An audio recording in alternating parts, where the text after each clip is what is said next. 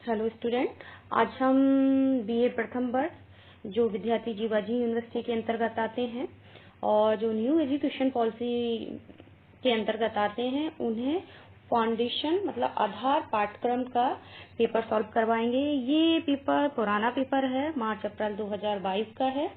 Foundation course में आपके दो पेपर होंगे जिनको सेक्शन ए तथा बी दो भागों में डिवाइड किया है। पहला सेक्शन में आपका भाषा और संस्कृति, हिंदी भाषा से संबंधित प्रश्न आएंगे। दूसरे सेक्शन में आपके English language and Indian culture से संबंधित क्वेश्चन आएंगे। इस तरह से कुल मिलाकर इसमें 100 क्वेश्चन होंगे और प्रत्येक क्वेश्चन का नंबर 1 होगा। मतलब भाषा और संस्कृति के जो 50 क्वेश्चन हैं वो 50 नंबर के, English language and Indian culture के जो क्वेश्चन हैं वो 50 नंबर के, 50 क्वेश्चन हैं जो 50 नंबर के आपके होंगे। इस प्रकार हम क्वेश्चन पेपर हल करना स्टार्ट करते हैं। तो मेरे सामने ये भाषा और संस्कृति का पेपर है जिसमें 50 क्वेश्चन है। हमें ध्यान रखना है कि सबसे पहले हमें क्वेश्चन को अच्छी तरह से पढ़ना है, क्योंकि जल्दबाजी में हम अधिकतर क्वेश्चन नहीं है, ऐसा है, उसमें हम कंफ्यूज हो जाते हैं और जल्दबाजी में क्वेश्चन हम गलत कर देते हैं। और अगर आपका इसमें एक क्वेश्चन गलत होता है तो आपके पूरे नंबर चले जाएंगे। तो सबसे पहले हम स्टार्ट करते हैं। पहला क्वेश्चन आपका है, मैथिली शरण गुप्त की रचना है। तो इसमें 4 ऑप्शन दे रखे हैं, कामायनी, पुस्तकी अभिलाषा, मातृभूमि पुत्रो अहम पृथिव्या। तो इसमें मैथिली शरण गुप्त की जो रचना है वो मातृभूमि कविता है जो आपके सिलेबस में सबसे पहली यूनिट में ही दे रखी है। तो इसका सही आंसर होगा मातृभूमि। दूसरा क्वेश्चन बनता है आपका, मातृभूमि कविता किस युग में रची गई। तो इसमें ऑप्शन दे रखा है भक्ति युग, द्विवेदी युग, छायावादी युग और राष्ट्रवादी युग। तो हमें सबसे पहले पता होना चाहिए कि मैथिली शरण गुप्त किस युग के कवि हैं। तो वो द्विवेदी युग के कवि हैं। तो द्विवेदी युग के कवि हैं तो ये रचना का कार्यकाल भी द्विवेदी युग में ही होगा। तो इसका सही आंसर आपका द्विवेदी युग है। इस प्रकार से अब आता है आपका, राय किस लेखक का असली नाम था। तो शरद जोशी, प्रेमचंद, दिनकर और उपरोक्त में से कोई नहीं। तो इसमें धनपत राय प्रेमचंद का नाम था, मुंशी प्रेमचंद का नाम धनपत राय था। आगे क्वेश्चन आपका आता है, जीप पर सवार इल्लियां हैं। तो जीप पर सवार इल्लियां क्या है। एक ललित निबंध है, ऑप्शन बी एक आप बीती है, ऑप्शन सी एक हास्य कथा है, ऑप्शन डी एक व्यंग निबंध है। तो जीप पर सवार इल्लियां एक व्यंग निबंध है जो शरद जोशी का व्यंग है। ये आपके सिलेबस में दे रखा है और सिलेबस से बाहर एक भी क्वेश्चन नहीं पूछे गए इसमें। और कुछ क्वेश्चन तो ऐसे हैं जो रिपीटेशन मतलब वही क्वेश्चन है, बस थोड़ा सा घुमा के इसमें अंतर कर दिया है। अब जैसे मातृभूमि के ऊपर ही उन्होंने 3-4 क्वेश्चन पूछ लिए हैं। पहला क्वेश्चन तो हमने पढ़ा ही था कि मातृभूमि किसकी रचना है, मातृभूमि कविता किस काल में रची गई। अब ये 5वें नंबर का भी क्वेश्चन आता है कि मातृभूमि किसकी सगुण मूर्ति है। तो इसमें ए दे रखा है गुरु की, बी माता की, सी ईश्वर की और डी उपरोक्त सभी की। तो इसमें मातृभूमि सगुण मूर्ति किसकी है, ईश्वर की सगुण मूर्ति है। आगे चलते हैं। आचार्य शुक्ल का लिखा हुआ निबंध है, उत्साह, ठेले पर हिमालय, गेहूं बनाम गुलाब, अशोक के फूल। तो आचार्य शुक्ल का जो निबंध है वो है उत्साह, आपके सिलेबस में भी दे रखा है। अब आपका आता है, चिंतामणि किसका निबंध संग्रह है। तो चिंतामणि किसका निबंध संग्रह है, आचार्य हजारी प्रसाद द्विवेदी का, आचार्य महावीर प्रसाद द्विवेदी का, आचार्य रामचंद्र शुक्ल का, आचार्य नंद दुलारे वाजपेयी का। तो चिंतामणि अभी हमने किसका पढ़ा था, उत्साह किसका निबंध है, आचार्य शुक्ल का। तो चिंतामणि भी आचार्य रामचंद्र शुक्ल का निबंध संग्रह है। अब आपका नेक्स्ट क्वेश्चन आता है, निम्न में से भावमूलक निबंध कौन से हैं। तो अथातो घुमक्कड़ जिज्ञासा, कुटज, मातृभूमि और उत्साह। अथातो घुमक्कड़ जिज्ञासा राहुल सांस्कृतिक का निबंध संग्रह है, कुटज हजारी प्रसाद द्विवेदी का निबंध संग्रह है, मातृभूमि कविता आपकी मैथिली शरण गुप्त की है। और उत्साह निबंध जो है इसमें ऊपर क्वेश्चन भी पूछा गया था कि किसने लिखा है, तो आचार्य रामचंद्र शुक्ल का निबंध उत्साह है। वो कैसा निबंध है, भावमूलक। तो इसका सही ऑप्शन क्या होगा, भावमूलक। अब आपके आगे आता है अन्न की अधिष्ठात्री देवी किसे कहा जाता है। तो यहाँ लिखा है नष्टार्थी देवी को, इल्नी को, इला को, उपर्युक्त में से कोई नहीं। तो अन्न की अधिष्ठात्री देवी इला को कहा जाता है। तो इसका सही ऑप्शन कौन सा है, इला को। अब आगे चलते हैं नेक्स्ट पेज पे। अब इसमें आता है तुलसीदास द्वारा रचित राम कथा कौन सी है। तो इसमें ऑप्शन दे रखे हैं रामायण, रामचंद्रिका, रामचरितमानस और सुंदरकांड। इसमें अधिकतर हम गलत कर जाते हैं, जल्दबाजी में रामायण लगा जाते हैं। बहुत सारे स्टूडेंटों ने पिछली बार गलत किया था। तो हमें ये ध्यान रखने की जरूरत है कि रामायण जो है वो महर्षि वाल्मीकि जी ने लिखी हुई है और रामचंद्रिका केशवदास की है, रामचरितमानस तुलसीदास ने लिखी हुई है और जो सुंदरकांड है वो रामचरितमानस के अंतर्गत ही आने वाले, जो रामचरितमानस में 7 कांड है उनमें से एक सुंदरकांड है। तो हमें ध्यान रखना है कि तुलसीदास जी ने रामचरितमानस लिखी है और वाल्मीकि जी ने रामायण लिखी है। तो इसका सही ऑप्शन क्या है, तुलसीदास द्वारा लिखित राम कथा को हम रामचरितमानस कहते हैं। आगे का अब नेक्स्ट क्वेश्चन आपका है राहुल सांकृत्यायन का लिखा हुआ निबंध है। मैंने आगे बताया, आगे भी यही क्वेश्चन है, क्वेश्चन रिपीट है, बस थोड़ा सा आपको दिमाग लगाने की जरूरत है और समझने की जरूरत है। आपने अगर कहीं ना कहीं पढ़ा होगा, सिलेबस पढ़ा होगा, थोड़ी किताब उठा के देखी होगी, तो आपको बहुत ही सरल, इसमें हम 50 में से गारंटी लेते हैं, 50 में से अगर थोड़ा बहुत भी आपने पढ़ा है तो आपका 45-48 नंबर तक आ सकते हैं और 50 भी आ सकते हैं। ये कोई बड़ी बात नहीं है क्योंकि ऑप्शन है, आपने थोड़ी सी अगर आप मेहनत कर लेंगे तो आपके पूरे नंबर इसमें बन सकते हैं। तो क्वेश्चन 11 है राहुल सांकृत्यायन का लिखा हुआ निबंध है। पहला ऑप्शन अथातो घुमक्कड़ जिज्ञासा, दूसरा गेहूं बनाम गुलाब, तीसरा ठेले पे हिमालय, चौथा अशोक के फूल। तो अशोक के फूल आपका हजारी प्रसाद द्विवेदी का निबंध है, ठेले पे हिमालय धर्मवीर भारती का निबंध संग्रह है, गेहूं और गुलाब गुलाबपुरी का निबंध संग्रह है, अथातो घुमक्कड़ जिज्ञासा जो है वो राहुल सांकृत्यायन का निबंध संग्रह है। तो इस प्रकार आपका इसमें ऑप्शन ए सही होता है। क्वेश्चन नंबर 12 आता है रंगनाथ रामायण किस भाषा में लिखी है। तो इसमें है तमिल में, उड़िया में, तेलुगु में और कन्नड़ में। तो आपकी रंगनाथ रामायण जो लिखी गई है वो तेलुगु में लिखी गई है। 13वां क्वेश्चन है आपका भारतीयों को एक रखने के मूल में है, क्या है, सांस्कृतिक एकता, बी संविधान, सी भाषाई विविधता, डी राष्ट्रगीत। तो इसमें भारतीयों को एक रखने के लिए मूल में क्या है, जो हमारी सांस्कृतिक एकता है वो है। तो इसका सही ऑप्शन क्या हो जाएगा, एक, सांस्कृतिक एकता। अब क्वेश्चन नंबर 14 आता है आपका अद्वैतवाद के प्रतिपादक आचार्य हैं। तो नंबर पहला स्वामी दयानंद सरस्वती, आदि शंकराचार्य, दूसरा सी रामकृष्ण परमहंस, डी स्वामी विवेकानंद। तो इसमें आपके आदि शंकराचार्य जो हैं उन्होंने अद्वैतवाद का प्रतिपादन किया था। अब 15वां नंबर पे आता है आपका आदि शंकराचार्य द्वारा गुजरात में किस पीठ की स्थापना की थी। इससे पहले अद्वैतवाद का जनक पूछा गया था, वही क्वेश्चन वही लेखकों के ज्यादातर आते हैं। तो आदि शंकराचार्य द्वारा गुजरात में किस पीठ की स्थापना की गई थी, तो शारदा पीठ की स्थापना गुजरात में की गई थी। आदि शंकराचार्य ने कितने पीठों की स्थापना की थी, हो सकता है ये साल भी इस बार क्वेश्चन आ जाए कि कितने पीठ की स्थापना की थी, तो 4 पीठ की स्थापना की थी। और यहाँ क्वेश्चन क्या आया है, आदि शंकराचार्य द्वारा गुजरात में किस पीठ की स्थापना की गई थी। तो इसका ऑप्शन बी सही है, शारदा पीठ की।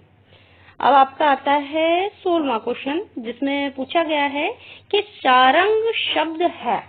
सारंग शब्द क्या है, अनेकार्थी शब्द है, समानार्थी शब्द है, विपरीतार्थी शब्द है या विधेयवादी शब्द है। तो यहाँ पे सारंग जो शब्द है वो अनेकार्थी शब्द है। अनेकार्थी शब्द मतलब जिसके अनेक अर्थ निकले। तो यहाँ सारंग से तात्पर्य हो सकता है मोर भी हो सकता है, सांप भी हो सकता है, बादल भी हो सकता है और हाथी भी हो सकता है। तो इस तरह से सारंग कौन सा शब्द हुआ? अनेकार्थी शब्द। अब आपका आता है 17वां नंबर का क्वेश्चन, जिसका जन्म पहले हुआ है वह कहलाता है।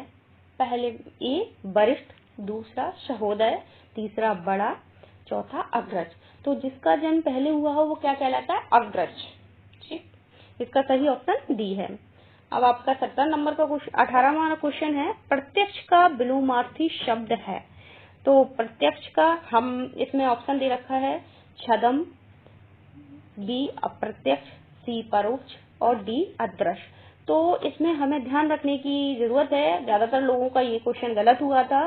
प्रत्यक्ष का विलोम हम क्या अप्रत्यक्ष लगा देते हैं, तो अप्रत्यक्ष कोई शब्द नहीं है। प्रत्यक्ष का जो विलोम होगा वो होगा परोक्ष। मतलब आपका ऑप्शन सी सही है। इसमें हमें ध्यान रखने की जरूरत है कि प्रत्यक्ष का विलोम अप्रत्यक्ष नहीं है, क्योंकि अप्रत्यक्ष अपने आप में कोई शब्द नहीं है। इसका विलोमार्थी, प्रत्यक्ष का विलोमार्थी परोक्ष होगा। तो इसमें आपका सही आंसर क्या है? ऑप्शन सी परोक्ष। अब आपका आता है 19वां क्वेश्चन, जो है जो अच्छे कुल में उत्पन्न हुआ हो इस शब्द समूह के लिए एक शब्द है। क्या है? ए उच्च वर्णीय, बी कुलीन, सी रक्त का निर्माण करना, डी उपरोक्त में से कोई नहीं। जो अच्छे कुल में उत्पन्न हुआ हो इस शब्द के लिए सही अर्थ क्या है? कुलीन। तो ऑप्शन नंबर बी आपका इसमें सही है, कुलीन। अब आपका आता है क्वेश्चन 20, भारतीय संविधान में कितनी भाषाओं को राज्य भाषा का दर्जा प्राप्त है? ए 18, बी 19, सी 22, डी 20। तो भारतीय संविधान में 22 भाषाओं को राज्य भाषा का दर्जा प्राप्त है। तो इसमें आपका ऑप्शन सी सही है, 22। अब आता है आपका क्वेश्चन 21, भारत की राष्ट्रभाषा क्या है? तो इसमें पहले नंबर पे ए हिंदी दे रखा है, दूसरे नंबर पे बी संस्कृत, तीसरे नंबर पे सी खड़ी बोली और चौथे नंबर पे डी उपरोक्त में से कोई नहीं। ये भी क्वेश्चन पिछले साल बहुत सारे विद्यार्थियों का गलत हुआ था। तो इसमें ज्यादातर लोगों ने भारत की राष्ट्रभाषा हिंदी लगा के आए थे। तो ये क्वेश्चन, ये आपका आंसर गलत हो जाएगा, क्योंकि भारत की राष्ट्रभाषा, इसमें सही आंसर है आंसर क्वेश्चन डी, कि भारत की इसमें से कोई नहीं, उपरोक्त में से कोई नहीं। क्योंकि भारत की जो राष्ट्रभाषा है वह हिंदी नहीं है। हाँ, राज्य मध्य प्रदेश की राष्ट्रभाषा हम हिंदी, राज्य भाषा हिंदी है हमारी। क्योंकि अभी भारत की राष्ट्रभाषा के संबंध, हिंदी को बनाने के संबंध में काफी विवाद चल रहा है और अभी तक घोषित सही रूप में भारत की राष्ट्रभाषा हिंदी को भारत की राष्ट्रभाषा का दर्जा प्राप्त नहीं है। तो इस प्रकार इसका सही आंसर होगा उपर्युक्त में से कोई नहीं। तो विद्यार्थी ध्यान रखें, जल्दबाजी में भारत की राष्ट्रभाषा हिंदी ना लगा के आए, क्योंकि अभी हिंदी को राष्ट्रभाषा का दर्जा प्राप्त नहीं हुआ है। इसमें काफी विवाद चल रहा है, आशा है जल्दी हो जाए। तो इसका सही उत्तर है आपका उपर्युक्त में से कोई नहीं। अब क्वेश्चन आता है आपका 22वां, रात्रि का सही विलोम क्या है? विलोम मतलब उल्टा क्या है? तो दिवस हो गया, बी सूर्योदय हो गया, सी दिन हो गया, डी दिवसा हो गया। तो इसमें सही आंसर आपका ए दिवस हो जाएगा। अब क्वेश्चन आपका 23वां आता है, इत्यादि शब्द में कौन सी संधि है? तो यहाँ इत्यादि शब्द में ऑप्शन में दे रखा है व्यंजन संधि, ऑप्शन बी यण संधि, ऑप्शन सी दीर्घ संधि, ऑप्शन डी उपरोक्त में से कोई नहीं।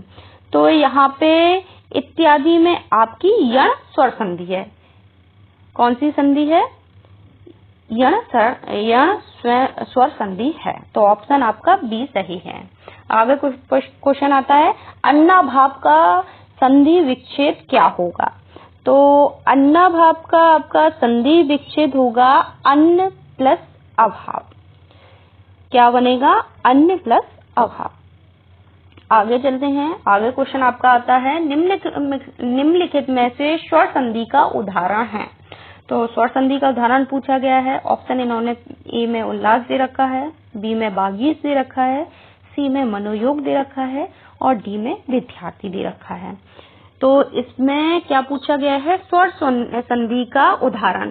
तो इसमें स्वर संधि का उदाहरण हो जाएगा विद्यार्थी। इसका अगर संधि विच्छेद करेंगे हम तो विद्या प्लस अर्थी, मतलब विद्यार्थी। तो ये स्वर संधि का उदाहरण है आपका क्वेश्चन नंबर डी, विद्यार्थी।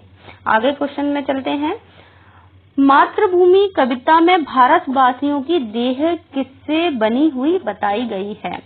तो इसमें मातृभूमि कविता से देखिए आपका ये चौथा पांचवा क्वेश्चन है।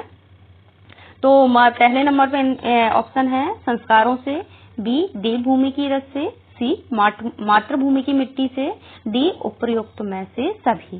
तो जो मातृभूमि कविता में भारतवासियों की देह किससे बनाई गई है, इसमें ऑप्शन सी सही हो जाएगा, मातृभूमि की मिट्टी से। अब आगे चलते हैं। आगे क्वेश्चन आया है आपका, मातृभूमि कविता की रचना किस युग में हुई है। देखिए ये आपका क्वेश्चन फिर रिपीट हो गया। आगे भी पूछा गया था कि मातृभूमि कविता की रचना किस युग में हुई है, और यहाँ पे भी आपका क्वेश्चन रिपीट हो रहा है। तो आपका अगर वहां सही करेंगे ये वाला क्वेश्चन तो ऑटोमेटिक यहाँ पे भी आपका सही हो जाएगा और आपके 2 नंबर पूरी तरह से पक्के हैं। तो मातृभूमि कविता है ना, उसको तो आप लोग घोल के पी जाओ, उसके कोई चीज मत छोड़ो। उसमें इस बार भी उसमें से 3-4 क्वेश्चन आपके आने ही हैं। तो इसमें क्वेश्चन चल रहे हैं, मातृभूमि कविता की रचना किससे की गई है। इसमें ऑप्शन भक्ति युग दे रखा है, छायावादी युग दे रखा है, द्विवेदी युग और राष्ट्रवादी युग। तो ऑप्शन सी इसमें सही है, द्विवेदी युग से दे रखी है। आगे का क्वेश्चन आता है, सोजे वतन किस लेखक की पहली कृति का नाम है। तो इसमें थोड़ा पेपर उल्टा सीधा हो गया है, मैं आपको ऑप्शन बता देती हूँ। पहले नंबर पे इसमें शरद जोशी का नाम लिखा हुआ है, दूसरे नंबर पे प्रेमचंद का नाम लिखा हुआ है, तीसरे नंबर पे शारंग का नाम लिखा हुआ है, और चौथे नंबर पे उपरोक्त में से कोई नहीं। तो सोजे वतन किसकी कृति है, ये आपकी प्रेमचंद की कृति है। तो इसका सही आंसर आपका मुंशी प्रेमचंद हो जाएगा, प्रेमचंद से हो जाएगा। अब आगे चलते हैं। आगे आता है आपका 30वां क्वेश्चन। आ गए हम, मीर साहब के पास घुड़सवार को किसने भेजा था। ये आपके सिलेबस में जो शतरंज के खिलाड़ी कहानी जो मुंशी प्रेमचंद की है उसमें से क्वेश्चन पूछा गया है, मीर साहब के पास घुड़सवार को किसने भेजा था। तो ऑप्शन इसमें है, मीर साहब की बेगम ने, मिर्जा ने, नवाज वाजिद अली शाह ने, डी फौजी अधिकारी ने। तो इसका सही आंसर है फौजी अधिकारी ने। क्वेश्चन नंबर आगे चलते हैं 31वां, आचार्य शुक्ल ने के निबंध संग्रह का नाम। देखिए अब ये फिर क्वेश्चन रिपीट हुआ है। उधर पूछा गया था आगे कि चिंतामणि किसका निबंध संग्रह है, और यहाँ पूछा गया है कि आचार्य शुक्ल के निबंध संग्रह का नाम क्या है। अगर आप ये भी क्वेश्चन वहां आगे सही करके आए हैं तो आपके यहाँ पे भी पूरे नंबर बनेंगे। तो आचार्य रामचंद्र शुक्ल का निबंध संग्रह है आपका ये चिंतामणि, बी निबंध मंजूषा, सी निबंधावली और डी मनोभाव। तो इसमें सही आंसर आपका होगा ए चिंतामणि। आगे चलते हैं क्वेश्चन नंबर 32, उत्साह किसका निबंध है। तो ये भी क्वेश्चन रिपीट हुआ है। तो आचार्य हजारी प्रसाद द्विवेदी, आचार्य महावीर प्रसाद, आचार्य रामचंद्र शुक्ल, आचार्य नंदलाल वाजपेयी। तो इसका सही आंसर है आचार्य रामचंद्र शुक्ल। 33वां क्वेश्चन है, लखनऊ पर किसने अधिकार किया था। ऑप्शन वाजिद अली शाह की सेना ने, ऑप्शन बी ब्रिटिश शासन ने, ऑप्शन सी मीर साहब की बेगम ने, option D east India company ने। तो इसका सही आंसर होगा आपका डी ईस्ट इंडिया कंपनी ने। 34 क्वेश्चन, निम्न में शरद जोशी का व्यंग लेख है। तो ये भी क्वेश्चन रिपीट हुआ है, आगे पूछा गया था। ठेले पर हिमालय, अफसर, जीप पर सवार इल्लियां, उपरोक्त में से कोई नहीं। तो इसका सही आंसर होगा सी जीप पर सवार इल्लियां, शरद जोशी का निबंध संग्रह है। आगे चलते हैं, चेतन का सही विलोम, अचेतन, निश्चेतन, जड़ और उपरोक्त में से कोई नहीं। तो इसका सही आंसर होगा आपका सी, चेतन का विलोम शब्द है जड़। क्वेश्चन, गुजराती भाषा में कौन सी रामायण लिखी गई थी। तो गुजराती भाषा में पहला क्वेश्चन ऑप्शन है रामायण पुराण, बी अध्यात्म रामायण, सी रंगनाथ रामायण, डी कृतिवास रामायण। तो इसका सही आंसर है ए रामायण पुराण। क्वेश्चन नंबर 38, यद्यपि का संधि विच्छेद क्या है। तो यद्यपि का संधि विच्छेद आपका है यदि धन अपि, और ये कौन सी संधि है? यण स्वर संधि है। ये भी आपके आगे पूछा गया है। यद्यपि का इसका सही आंसर है यदि धन अपि। क्वेश्चन नंबर ए, इसका सही आंसर है ए, यदि धन अपि। और ये कौन सी संधि है? यण संधि है। अब आपका आता है अद्वैतवाद के प्रतिपादक आचार्य। ये भी क्वेश्चन आपका रिपीट हुआ है। ऑप्शन है स्वामी दयानंद सरस्वती, आदि शंकराचार्य, रामकृष्ण परमहंस और स्वामी विवेकानंद। तो इसका सही आंसर आपका है आदि शंकराचार्य। आगे आते हैं, आदि शंकराचार्य द्वारा स्थापित प्रथम पीठ है गोवर्धन पीठ, श्रृंगेर पीठ, शारदा पीठ और ज्योतिष पीठ। तो आदि शंकराचार्य का क्या पूछा गया है इसमें? प्रथम पीठ। तो उनका प्रथम पीठ है इसमें ऑप्शन सी है श्रृंगेरी पीठ, जो कर्नाटका में स्थित है। तो सबसे पहले श्रृंगेरी पीठ की स्थापना आदि शंकराचार्य ने की थी। क्वेश्चन नंबर 41, निम्नलिखित में से अनेकार्थी शब्द है। अनेकार्थी शब्द मतलब एक शब्द के अनेक अर्थ निकले। तो इसमें पहला नंबर पे सारंग, दूसरा नंबर पे आपका आकाश आता है, तीसरे नंबर पे आपका विवेक आता है और चौथे नंबर पे इसमें ऑप्शन में दे रखा है उपरोक्त में से सभी। तो इसमें से ऑप्शन नंबर डी आपका सही है, उपरोक्त में से सही। जैसे मैं बता देती हूँ, सारंग के अनेकार्थी शब्द हैं जैसे मोर है, सारंग है, बादल है, हाथी है। और आकाश का वस्त्र, अंबर, कपास, एक इत्र, अब्रक, ऐसे मेघ, ये आकाश के अनेकार्थी शब्द हैं। इसी तरह विवेक के अनेकार्थी शब्दों में आपका प्रज्ञा है, ज्ञान है और बुद्धि, ये आता है। इसलिए इसमें से चारों ऑप्शन, इसमें से आपका ऑप्शन डी सही होता है, उपयुक्त सभी। अब क्वेश्चन आता है 42, गोद लिया हुआ पुत्र कहलाता है। तो इसमें ऑप्शन है गृहीत, सहोदय, अंगीकृत और दत्तक। तो गोद लिया जो पुत्र होता है उसको हम दत्तक पुत्र कहते हैं। अब आपका आता है क्वेश्चन नंबर 43, आभ्यंतर का विलोमार्थी शब्द है। तो आभ्यंतर का विलोमार्थी शब्द इसमें ऑप्शन दे रखे हैं प्रकट, प्रत्यक्ष, बाह्य और बाहरी। तो आपका इसमें से ऑप्शन सी बाह्य सही है। क्वेश्चन नंबर 44, जो सब कुछ जानता है इस शब्द समूह के लिए एक शब्द है। मतलब जो सब कुछ जानता है उसके लिए एक शब्द है। ऑप्शन ए सर्वज्ञाता, ऑप्शन बी सर्वज्ञ, ऑप्शन सी ज्ञानी, ऑप्शन डी उपरोक्त में से सभी। तो इसका सही आंसर है सर्वज्ञ। जो सब कुछ जानता हो उसको हम क्या कहते हैं? सर्वज्ञ। ऑप्शन 45 आपका आता है, भारतीय संविधान में कितनी भाषाओं को राजभाषा का दर्जा प्राप्त है। ये क्वेश्चन आपका फिर रिपीट हुआ है। तो इसमें राजभाषाओं का दर्जा भारतीय संविधान में कितनी भाषाओं को प्राप्त है? तो ऑप्शन नंबर जो सी है 22 भाषाओं को प्राप्त है। अब आपका आता है क्वेश्चन 46, तो मध्य प्रदेश की राजभाषा क्या है, जिसको मैंने आगे बताया था।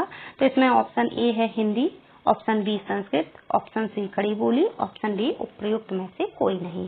तो इसका सही आंसर आपका होगा ऑप्शन ए हिंदी। मध्य प्रदेश की राजभाषा क्या है? हिंदी है। और क्वेश्चन आता है 47, रात्रि का सही विलोम क्या है। तो रात्रि का विलोम इसमें ऑप्शन दे रखा है ए दिवस, बी सूर्योदय, सी दिन, डी दिवस। तो रात्रि का सही विलोम क्या है? दिवस। ये क्वेश्चन फिर रिपीट हुआ है। तो ऑप्शन नंबर ए सही होगा, दिवस। ऑप्शन 48, स्वागत शब्द में कौन सी संधि है। तो इसमें मैं ऑप्शन ए में दे रखा व्यंजन संधि, बी में यण संधि, सी में दीर्घ संधि और डी में आपको उपयुक्त में से कोई नहीं।